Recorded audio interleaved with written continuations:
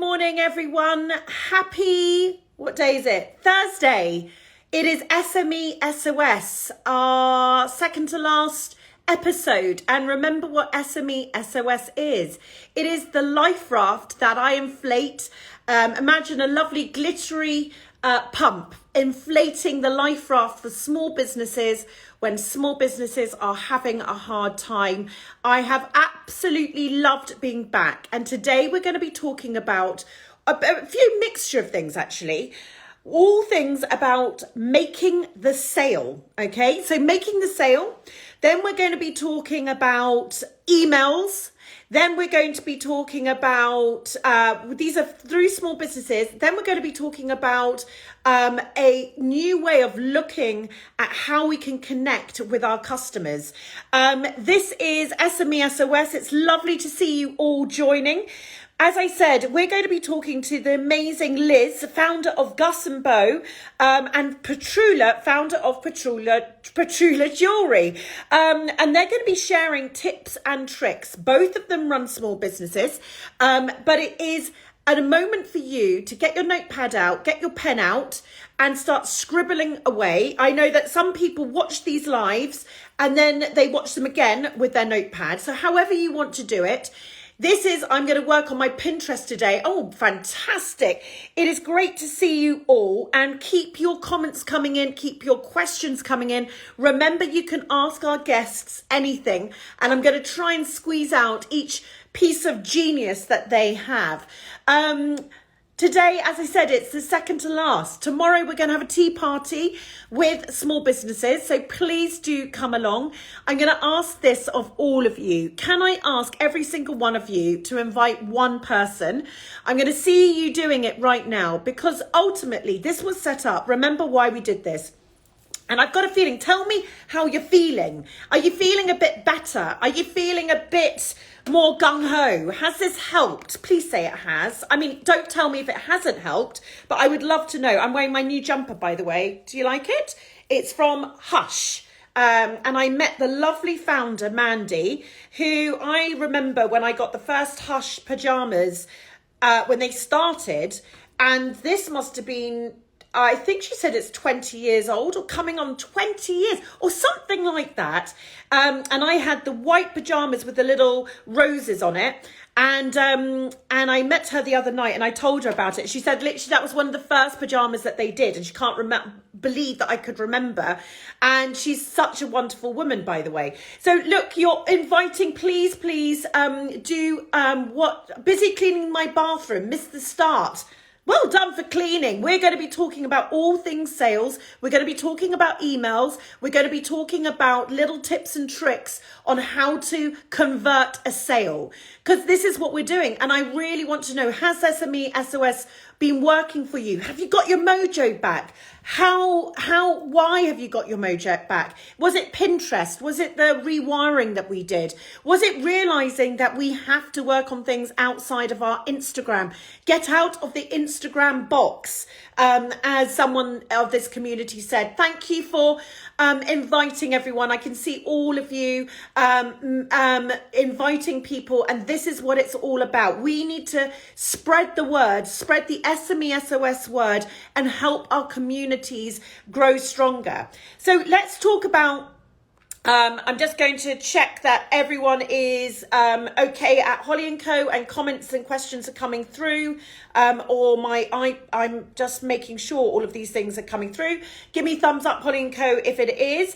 Let's start with the psychology of selling, because I think one of our guests reminded us that we are the salesperson, right? So we are, do you remember those films, you know, when they sell the encyclopedias door to door, and you've got your suitcase and you're walking around, and it was always men, wasn't it? Or the Avon lady, whatever it is. Remember, what we do as small businesses is we have to be the saleswoman and man. We have to do that role. However uncomfortable you feel about it, that is your role. So think about it. Are you a salesperson?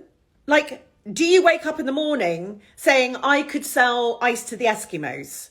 Now, if not, that is what you've got to work on, because if you're not, and you're hoping that Instagram does the work for you, you're hoping that your post converts, that traffic comes to your website and it just doesn't convert.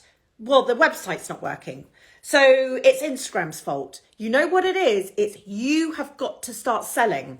And so hopefully we've given you some of the tools, the baskets. Remember, not all your eggs in one basket. Hopefully Pinterest is a new basket. Hopefully we're going to talk about emails being a new basket. But you need to remind yourself that until you start selling, you're not going to get out of this position. So you've got to think about it. You're not selling encyclopedias. Lucky you, right? That's an easy thing. You're not selling encyclopedias.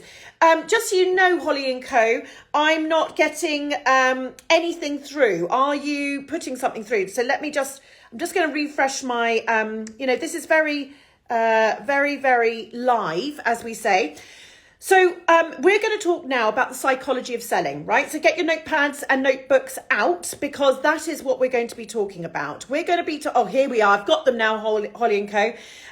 Right, when we're unsure of something, so pay attention here. When we're unsure of something, we look at people who are like us to provide us with the correct direction to follow.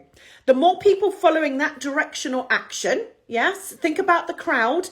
Think about what happens when you're, in Europe and you see a little stall, and that stall has actually paid people to crowd around the stall, because a crowd attracts a crowd.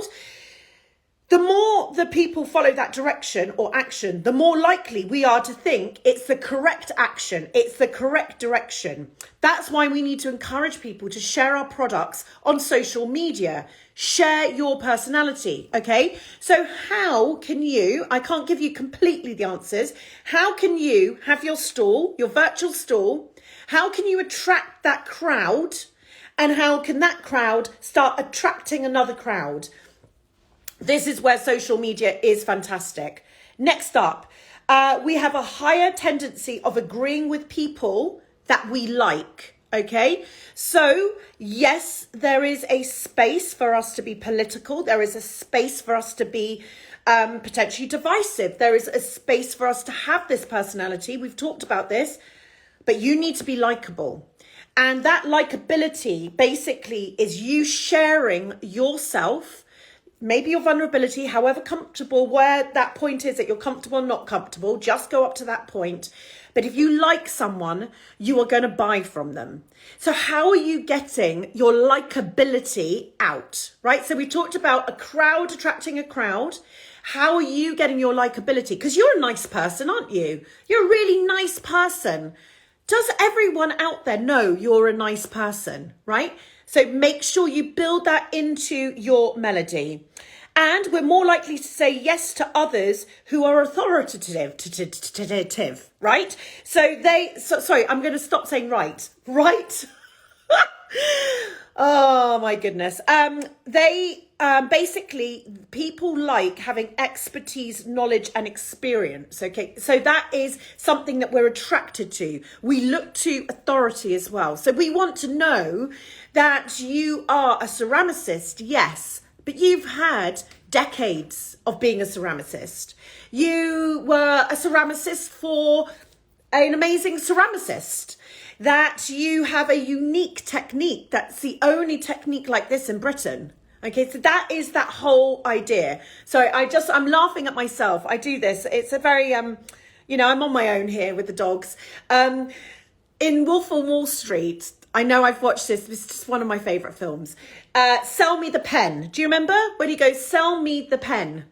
And it's that type of thing. So why is this pen great? And then all the people answer, don't they? And they're like, oh, well, because da-da-da-da-da. And I can't now remember what the clever answer was, but it was something like,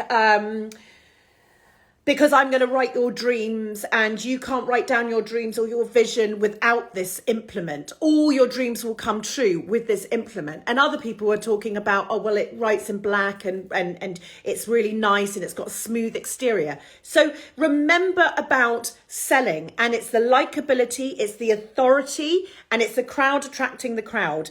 before my last point here, I'm going to read out some comments. Jasmine Lily Floral Reese, I have just been telling my mentor how much these lives have helped me. I'm so pleased. Claire McClory, been incredible, Holly. I'm in the process of setting up my first business. Fantastic. Slugs and Snails, absolutely. I feel like you put the fire back in our belly. Brilliant. Mankind, we're hosting a live shopping event thanks to the advice and inspiration from SMESOS. What a great idea, everyone. A live shopping event. They get to see how likable you are. You get to sell the pen, don't you? And this is the whole point. The crowd attracts the crowd. Feeling the struggle this month, but determined to push on through. Starting PR this week. Fantastic. Paper and Word, definitely feeling better. It was a huge relief to know I wasn't alone, but now I have new tasks and ideas and I'm excited to do it. Cross My Palm Designs really needed this, Holly. Corrie Home, thank you, Holly. You've no idea the impact you're making. So good to hear this, by the way. Wouldn't you laugh? I am revamping my Pinterest and I've applied to Fair. Remember, Fair was the wholesale marketplace. Go back on my IGTV library if you missed that one. Caterpillar Cross Stitch, amazing topic today. Thank you so much for doing it. Absolutely welcome. So the last one is remind people it won't be there forever. This is a brilliant one and perfect for the small business community. The principle of scarcity, thank God I got that word out, states that we always want more of what is less available. Remember the loo roll shortage in 2020. So just think loo roll. How do you have your item, but there's only a limited edition? How have you got your item and there's only 10 left of that edition? What are you going to do to create what I call sweaty palms? Sweaty palms is what happens when you love shopping and you just need the excuse to shop with you. Give me sweaty palms, okay? These are called, I'm going to now say these 4 tips are called the sweaty palm method. It's official. You've heard it here. It got christened. We are coming over to you, Liz. I can't wait to chat to you. Here we go. Gus and Beau. Me and Liz, we work together. I have not seen her in person, but I'm not going to here, but sort of in person for many, many, many years. And we're going to talk about, hi. Hiya. It's been so long. Oh, I was actually just thinking, I was trying to think, God, when was the first time I met Holly? Because obviously I worked for you at Not on the High Street. And I won't actually ever forget when you interviewed me. And I was terrified. But the thing I remember is you asked me probably one of the worst questions in the world, which is, what are your hobbies? And I think I could have been asked anything else. But I was like, oh my God, I don't have any hobbies. What are my hobbies? I would not ask that today. Do you know what I mean? No. Like, sorry, Holly. Do you have time for hobbies? Is your work your hobby? All those sorts of things. I just wouldn't ask that. But I love that you remember that. So that must have been many years ago. I remember you pointing to your laptop and saying, oh, that's my hobby. This is my hobby. This is my life. But not in the high. So I remember at the time, I was like, my hobbies are, well, I basically, I don't know, I go out, I watch films. That was it. I didn't have anything exciting to say as a hobby, but now you do. Now you do, I bet. I now have the same answer as you, really, which is my hobby and my life. Yeah. And your life. Listen, introduce yourself to everybody, and then we'll get stuck into the topic. Yeah. So I'm Liz. My business is Gus and Beau, which are baby playmats. I've got a couple here. I'll do you a live demo. There we are. So they're puzzle playmats, but they're made in really lovely colours and nice designs, and kind of designed to fit into your home and into the modern home. The kind of puzzle playmats of the past are the ones with the really like primary colours with numbers and alphabets on, but everybody wants to make sure they still keep their interiors nice. Even when you have a baby, you don't want it to be completely taken over. So yeah, I started my business in 2019. And I started it whilst I was on maternity leave with Gus. And yeah, so that's my business. I've been going for 3 years now, just 3 years. Fantastic. I remember when you launched, but you've also worked for some bigger brands. Yes. So my background is e-commerce. So I've got the sun like all of a sudden shining on You my look face, but beautiful. I don't have a ring light. I don't need one. I've got No, this you don't lovely need one. It's just one half has got a ring light. yeah. Yeah, so my background is retail e-commerce. So I started working in e-commerce for Liberty, which was an amazing experience. And it was such early then. The guy that I worked for was called the head of internet. So that tells you how long ago it was. Yeah. We were called the internet team. And really lucky because it was so early on and got really involved. It's just like the most incredible brand. And then I moved to L'Oreal and I worked in their Luxe division. I worked for Yves Saint Laurent and Armani Beauty, which again was incredible. So different to Liberty, such a huge company, but kind of working as a small business because it was just me running those two websites, but part of this huge beast. And then I went to Nottingham High Street, which I loved. Such an incredible place to work. I learned so much. I'd never worked at a marketplace before. I'd always worked just normal retail. Made a lot of friends, went out a lot. And it was it was definitely a party time of my life. I don't do that anymore.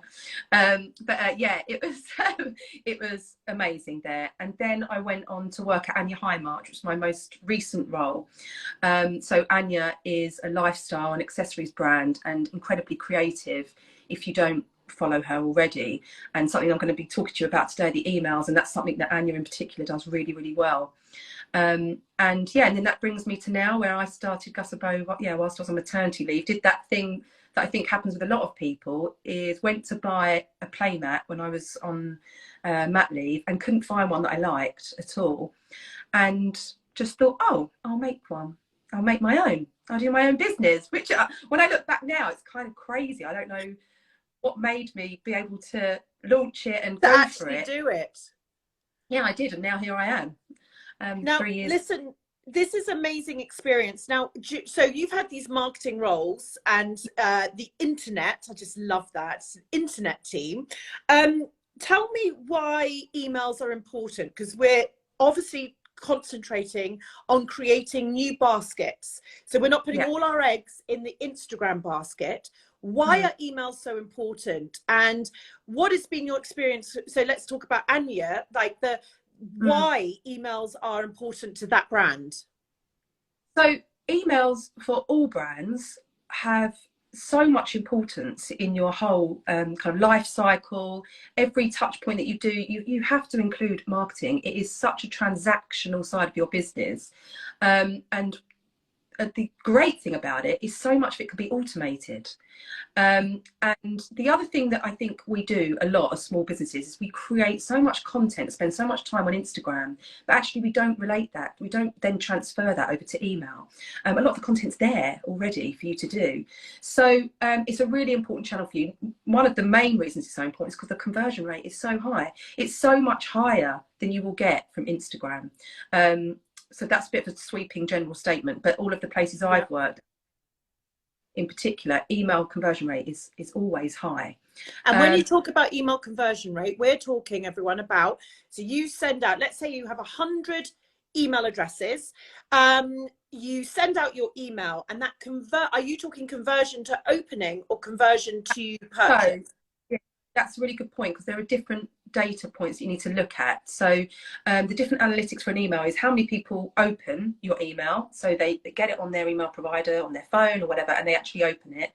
That's one metric. The next metric to look at is, do they click on anything in the email? That's click-through rate. That's what you want people to do. You really want people to click on it. And then the final thing is if they purchase, and that's the conversion rate. And the conversion rate, you can look at your conversion rate across all your channels. So from Instagram has conversion rate, your email has conversion rate, people that just come straight to your website. And in my experience, the email one is high. So you want to make sure you spend time on it, and you want more people signing up to your email. So one of the key first things to do is pick your email tool. Luckily for small businesses, there are free ones.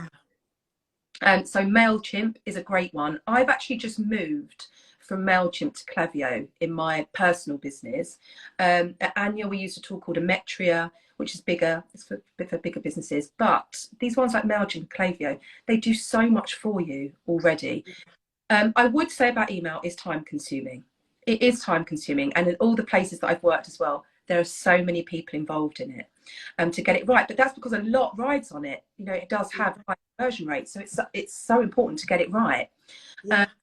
So yeah, you need to choose your tool first of all.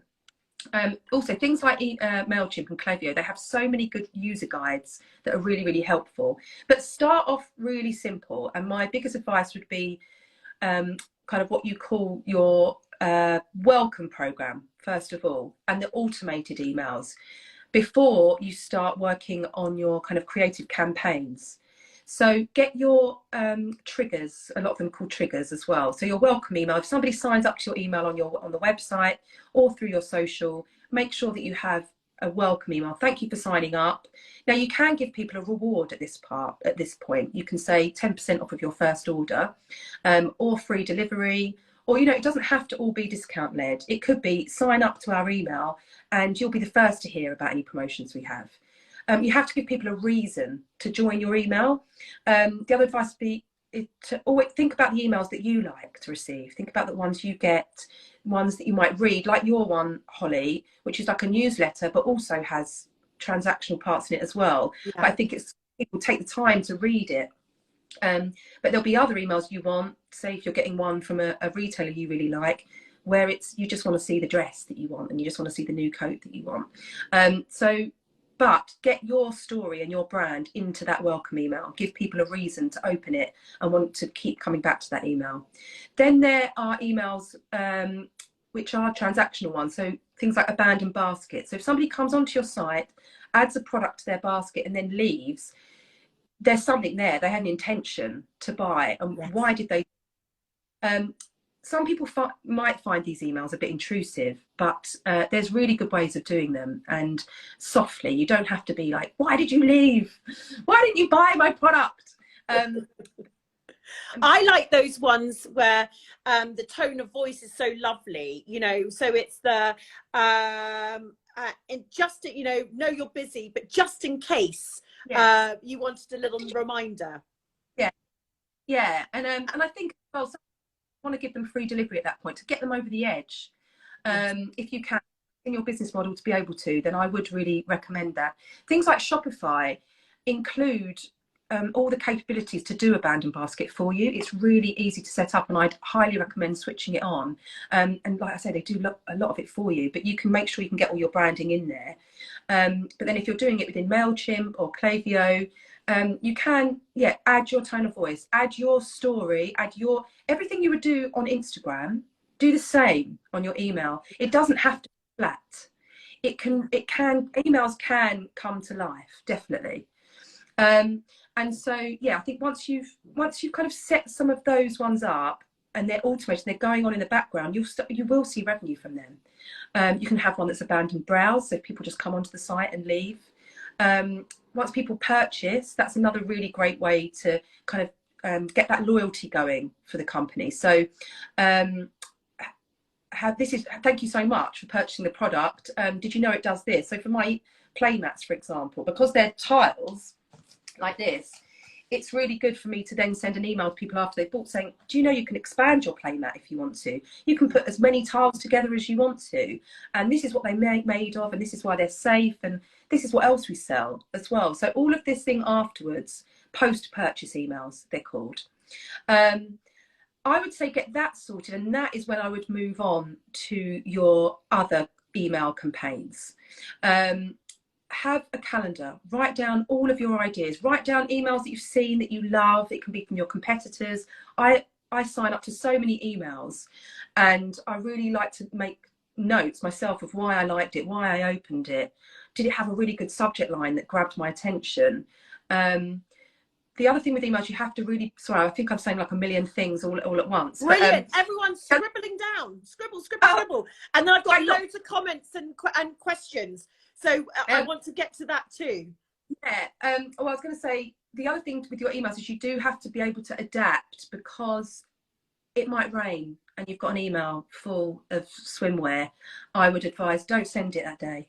You know, send it when it's sunny. So you do need to be able to adapt. And if there's some news, for example, I would just make sure that you're always adapting. So you can schedule your emails, but just be ready that you might have to change. And scrutinize your emails. Is this going to do well? Don't just do it as tick, I've done my email for the week. I need to send an email. I've got to send an email out.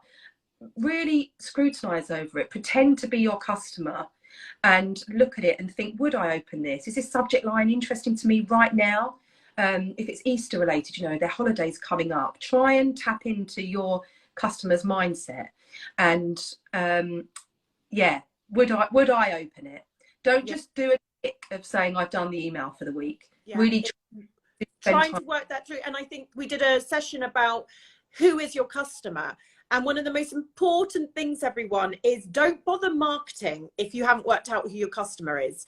That is the homework you have got to do, because otherwise, yet again, what you're going to be looking at is you want to get the right people. I was just looking at, you know, the 1,000 true fans conversation that I have a lot of times. It was actually in 2008, Kevin Kelly wrote for Wired, 1,000 true fans. And they predicted that the internet in 2008 would allow large groups of people to make a living out of their creations, whether it was an artist, a musician, an author, or an entrepreneur. And the idea was that if 1,000 people supported your work and paid £100 a year, so not one purchase, £100 in a year, and it was only 1,000 people, you might not make millions, but you could earn a reasonable living. And for the quick maths there for everyone, that's £100,000. So 1,000 people spending £100 a year, that's what you need, right? And of course, everything above that's great. And maybe some of you are like, 100 grand, are you kidding me? That's amazing. Brilliant, it's 1,000. So you look at that email list and people are like, oh, I've only got da, da, da, da. It's not about the size, it's about the quality of those people. You want as many people converting, and that's what we're talking about. 1,000 true fans. How can you get them? And Liz is beautifully, by the way, never heard it described so beautifully described. Do not start doing all of the nice email selling unless you've got your basics and your homework done. It's the welcome program, it's the triggers. We talked about the post-sale email, we've talked about tactical emails, and then they go on to what the Liz is saying is they do this whole program, and then you get them in the swing of the weekly email, because now they sort of know about you. Whereas if you just plunge someone straight into the swimming pool, they're like, actually, I sort of bought this product. Okay, but who are you? Delete, unsubscribe. And what you want to try and do is stop the unsubscribing. Liz, I'm going to read out some comments. Lillian May Studios, SMESOS has been amazing. So reassuring to know that others are in the same position, and it's not just the Instagram. Sorry, that just went there. The set woo hands, this has been on the top of my to-do list in terms of email for a while now. This is giving me the motivation to just get on and do it. Michelle Corbin Designs, I've actually had more sales since SMESOS started, and I'm sure it's helped. Thank you. Sometimes it's like you start losing weight when you just get the gym membership. I mean, that never frigging happens. But maybe that's what it will take. Yeah, maybe that's what it takes. Don't you? So you just keep cutting out a little bit. Go on, say that again. I said, oh, you actually have to join the gym, don't you, to go to it? I always forget that part. Yeah, there's that little missing link. Sparks Eco Shop, how do you get more email clicks? Well, engaging emails, right? It's exactly the same as your Instagram stories. How do you get more views in your Instagram stories? You make them engaging for your customer. So with your emails, make them about your story. Just make it more engaging, more clickable. I know that sounds ridiculous, but make it more clickable. Don't make it flat. You can bring life into emails. You can use GIFs. And also what you can do is you can do A/B tests. And then you can look back on your analytics and look at what emails have performed best for you and do more of those and less of the ones that don't work as well. Brilliant. Slugs and Snails, can we send post-purchase emails to non-subscribers? No. Well, you can get a confirmation, right? So if you purchase something, you'll have your normal email, thank you for buying, from us. Yeah, that's it. So you can send your order confirmation, that's fine. Anything outside of that, you have to have the person's permission. Now, I don't want to be too alarming on the GDPR side of things, but you really need to make sure that you're on top of GDPR. It's a bit like driving without a driving license. You have to be careful. Don't have any Excel spreadsheets with people's data in. But if you do use these platforms, they kind of do it all for you. Just think of it as like, do not hold any people's data on a spreadsheet on your computer, things like that. And then Google GDPR, and everyone needs to do what that says. Dimps, Flavor Girl, how do you capture people who have shopped but not signed up to your newsletter? You might have to get them in other ways, so through other channels. So another really good way to build your database is through your social. So in your stories, say, we've got something really exciting coming. It's on Monday. We're going to announce it to everybody, but do you want to know first? Here, click and sign up to our email. So give them a reason to sign up to your email, and you can get them from somewhere else. They could have purchased from you before and not signed up, because they might think, I've got the product now, so I don't need to know anything else. But yeah, try and get them somewhere else. Geg and Hen, how do you get an email people without breaching GDPR? How do you get to email people without breaching? Well, you can't breach it. And I think that's the thing, you know, your business, my business, our mailing list is quite sizable now, but that's been because I've spoken about my emails whenever I can. I talk to people about that. Absolutely. If you sign up to the holly.co, which by the way, all of you, I hope you are, we will tell you things first. We will share with you literally what's gone past. It's called Holly's Desk Notes. It's gone past my desk that week, and it's the only place that I write for. So that's how you get people on your list. Hello, look at me now. I learned that sending a GIF in your email won't work as well as without them. Is that true? And can you use them on MailChimp? It's very specific. So that is a really good point. But the thing is, it's not one rule applies to everyone. So where a GIF might for one brand, it might not work for someone else. You have to test that yourself. You have to send an email with a GIF, and you have to send one without, and look at which one performed better. And that's really the point, isn't it, as well? And I'll let you go. You've just been so freaking brilliant. It's the we need to look. Calmed down now. You can't be nervous. How could you be nervous? What? Liz, don't be nervous. It's just me asking not about your hobbies. Yeah, I know. I was scared you were going to ask me what my hobby was. That's the thing. The other thing, though, isn't it, is look at the analytics afterwards. When you have got all of these emails, your email provider will tell you what is performing and what is not performing. So there's no point in just sending all these things out and they're not actually looking at what's working, correct? And they literally tell you what people clicked on, which part of the email people clicked on. Don't be too daunted. It does take quite a lot of work to get going, but once it's set up, enjoy it as well. I mean, I'm a bit of a geek, so I love sending things and seeing how they've done afterwards. I literally wait and see, oh my goodness, people are clicking on that, click on that. So it should be enjoyable as well. Yeah. It should, and that's the point, isn't it? And your personality is coming through. You have, I love email, and I know I signed up to Anya's email, and it is definitely one of my absolute favorites because they go all out, and it is amazing. And guess what? On this week, Monday, Frank's away, and I got an email through, and we're going on holiday, and I might have accidentally clicked and purchased. So I'm one of those people that if that email hadn't have come through, I wouldn't have gone, oh my goodness. No, exactly. Email is a huge part of Anya, and the thing that Anya does in everything is nothing's ever flat.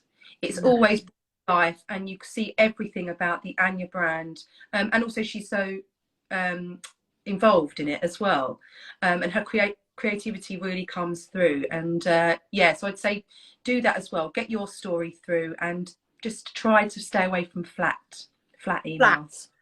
Flat emails. What a great way to end. Liz, thank you so much for joining. I really appreciate it. I love seeing you, and thanks so much. My pleasure. Thank you. Take care, you. Bye. Bye.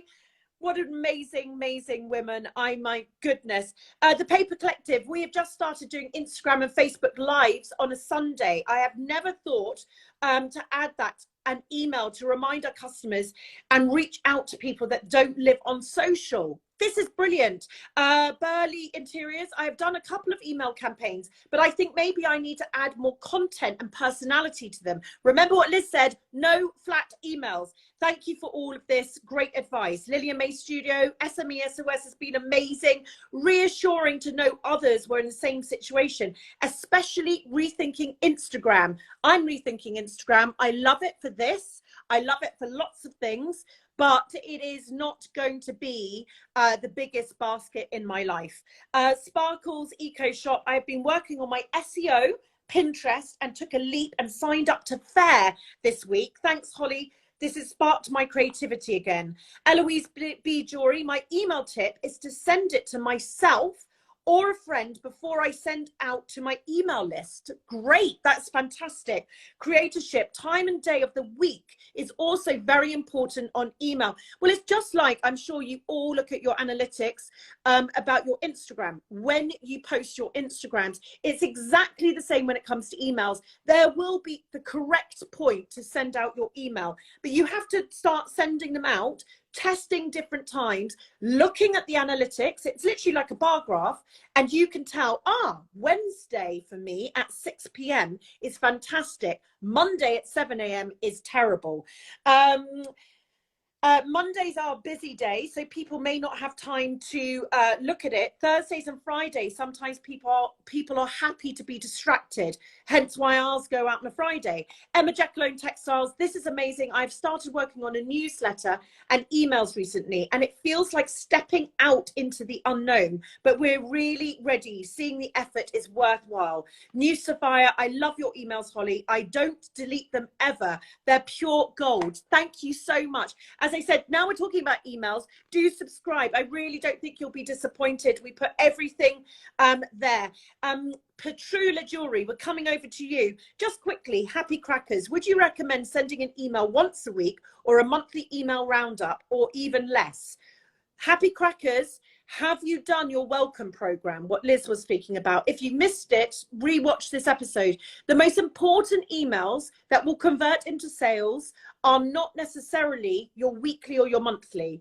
They are the 4 emails that you can send up as part of your welcome program, your post-purchase, your abandoned basket. Get those done. And then I would say start maybe with a weekly email, see how that goes, and then maybe go into a monthly roundup. But just see what happens. You can see the unsubscribe rate going up.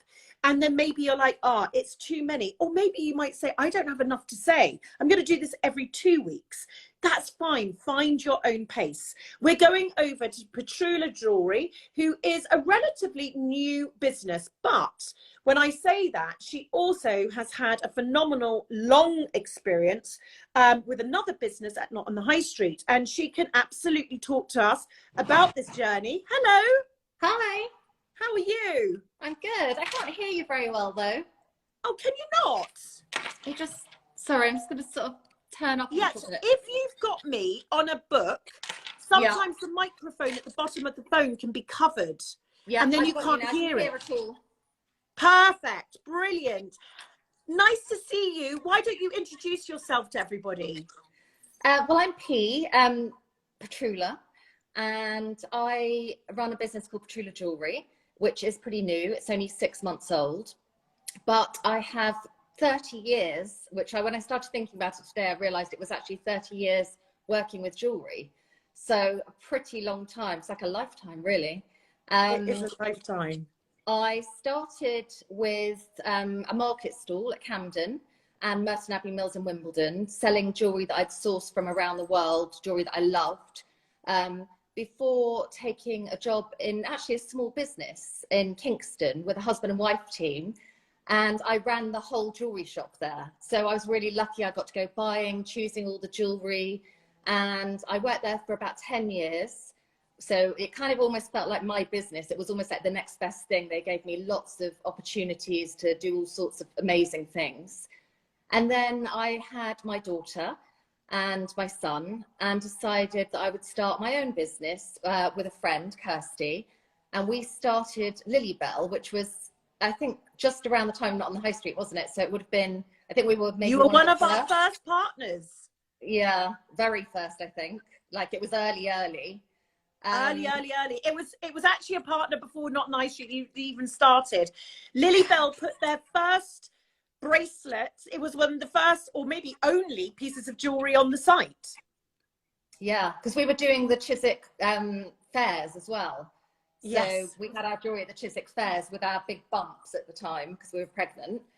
And obviously had an amazing, successful time at Not on the High Street. It was brilliant. So we had Lilybell for 15 years. Lilybell was personalised jewellery, and it was right at the start of personalisation, really. So it was a brilliant journey. And then nearly 3 years ago, we decided that we'd kind of reached the end of that chapter.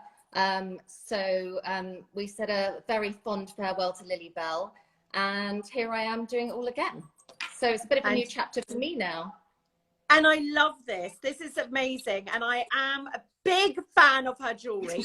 But we're going to, so can you just show us some of your jewellery? Have you got any? Yeah, so I've got a couple of pieces on. I've got some. You've got to come some close. There we are. There we go. There we go. So these are the charms, and you just, you can clip them onto different types of chains. I've got earrings on with charms. There we go. And you can clip everything onto things, which is just brilliant for busy people. Now, today we're talking about basically diversifying and how can we use ourselves as a saleswoman, right? So you for 30 years have had to sell your jewelry. That's what you've been doing. You are on a market stall, and then now you are selling your jewelry again. Tell me what that feels like to be doing it again, and where do you get your confidence to be that saleswoman? Well, I think it's basically my passion for the product, ultimately. Yes.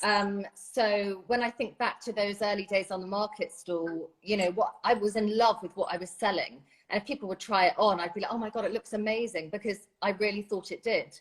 And then obviously that all flipped to an online world where there wasn't that interaction, but it became quite email based and image heavy, obviously. So then we realized that getting great images was really important to sort of sell the story of the jewelry.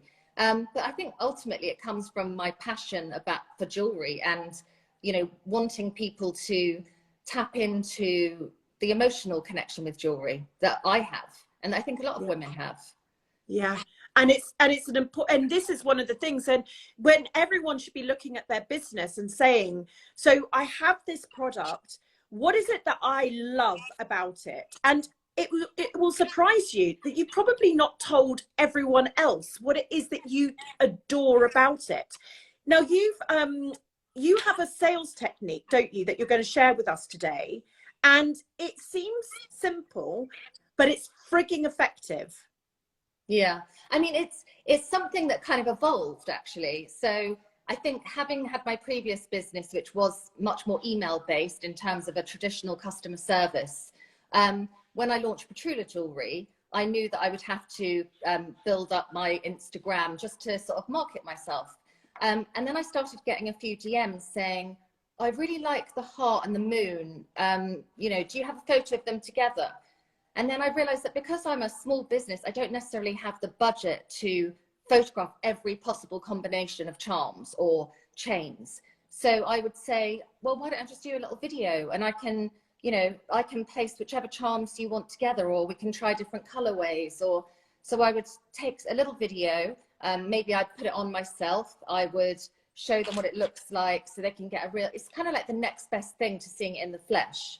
And generally what I would find was that people would come back and say, oh, that's really gorgeous, can I see the back of it or whatever? So I'd go back and forth.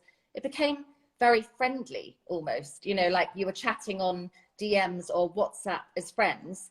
And then ultimately, most of those people would convert into a sale. I think because you've taken the extra time and because they're getting what they want. And you can, you know, if somebody's got a particular budget or a particular color scheme, you can represent that to them in a way that I couldn't through imagery. Absolutely. Will you take your necklace off so I can just see it closer? Because this is the thing, everyone. Everyone has got the ability. So we talk about video, don't we, a lot? Everyone's saying reels and conversion and all this sort of, videos are great for conversion. So if you hold it up, hold it up. Yeah, that's up it's a not bit going more. that well. Hang on a minute. So this is not an indicate. There we go. So basically what we're saying here is that you can do this type of video for your clients, put on the different things that they want. And because they're seeing it in the flesh, like P's showing it right now, right? And it's just, I want all of that. Thank you. Because they're seeing it in the flesh, they might say, actually, do you have a bracelet, Patroula, that I could buy? And then you'll say, actually, maybe I do. You can put it onto your earring, everyone. These are the ideas that are coming across from the founder. You're getting that video. It's very difficult for that person now seeing it to sort of stop the sweaty hand moment and going, oh, go on. Why don't you put in the earrings as well?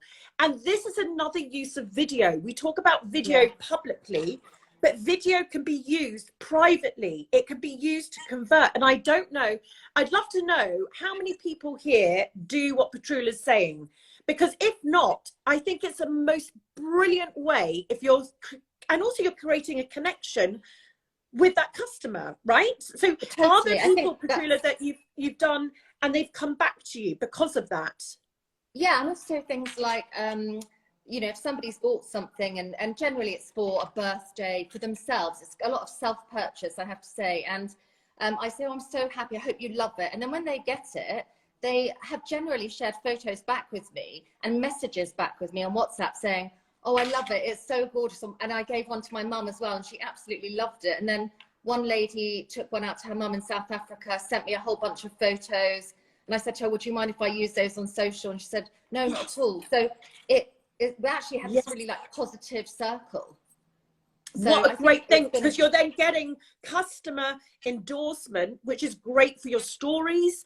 And it's all that genuine user experience. And we spoke, didn't we, right at the beginning about the psychology of sales. A crowd attracts a crowd. If I'm looking at your stories on Patroula and I'm looking at lots of people looking amazing in your earrings, it's not you selling it, it's the customer selling it. Exactly. And it's just the fact that, like you said earlier, you can show so much more in terms of, particularly with my jewelry, which is quite convertible. That's just something I can't really get across on my website. So it's definitely something that video is made for, and it's personal, and you can make it exactly as the customer chooses, and they can see it before they buy then. And tell me, what's your feeling at the moment generally about your business? And is it difficult at the moment? Have things been quieter? Like, are you as yourself, I don't know if you've been catching SMESOS, but have you yourself been experiencing the same things? Yeah, of course I've been catching SMESOS. You know me, I'm here every day. Yeah, it has been. It's really hard to gauge because I'm so new. So what I've noticed is I tend to have these kind of peaks and troughs where I'll have a little flurry of orders and then it'll go really quiet. And then I'll have another little flurry of orders and it goes really quiet. I think I'm in quite a fortunate position at the moment that because I'm so small, I'm based at home, I don't have any of those big overheads. So it's taken the pressure off. And I obviously want to grow, but I also want to grow what we've spoken about as a good life business. So I'm happy to be a little bit patient. But yeah, it has been quiet, I'd say, sort of since mid-January. I felt it quieter than perhaps it was prior to that. I've got some comments. I feel assured because I know the community have felt the same. So I think just feeling like you're not alone makes you feel better. It instantly makes you feel better, doesn't it? Formidable over 40. Love your jewelry, P. Everyone comments on my fab hoops. Yeah, they're good hoops. Oh, Jasmine Floral Reese, I've just followed you, P. Gorgeous. Thank you. The Paper Collective, the jewelry is gorgeous, P. I have given you a follow. Peg of me, this is so amazing. I've written so many notes. I'm going to rebrand soon, and this is all going to be so useful. Sparkles Eco Shop, I love hearing about your journey. Kirsty Steele Fitness, I can't wait to rewatch this with a cuppa later. Excited. red brick glass. I bumped into a customer yesterday who told me she loved my emails. They said they are so cheerful and they always make me happy. It's such a great thing, isn't it? Copper top cards. This is bloody amazing. I've taken notes. I've never thought of doing these videos. And the Thoughtful Potter, loved Lily Bell, and love that you've started a new journey, P. We have followed a similar path on NOS. I have now started my own business journey, and we know that about Deborah, don't we? Yeah, and also, Deborah and I, Go on. to say Deborah and I are like in it together. Yeah, you're in it together. And the other thing I'm just going to say is this wonderful woman, I hope she doesn't mind me saying this, is going to be turning 50. And I think Deborah, I don't know how old Deborah is, but I think around the same age. It is just another promotion that it is never, ever too late. Actually, do you even think that you could be as talented and brilliant as you are in your 30s as you are now? I think it's different, isn't it? I think, you know, you can pull on a wealth of experience when you're 50. And also you realize how lucky you are to be doing something you love, which maybe you don't have that same level of appreciation when you're 30, you know, you're just doing it. No, I feel extremely lucky. I really do. But I kind of made my own luck a little bit like that because I pushed myself to do it because I wanted to have a new chapter and I wanted to be with jewelry. But yeah, it's amazing. I think, you know, anyone who's a little bit older should definitely not, you know, fear doing it, because I think there's so much there that you will have learned that you don't even know until you're doing it again. And then you call on all those lessons. Yeah, me too, right? That's what I've been doing, calling on all my lessons from not on the high street, bringing them into today and hopefully sharing them with you all. So P, just if anyone wants to go and have a little jewelry little moment with you, how can we find you?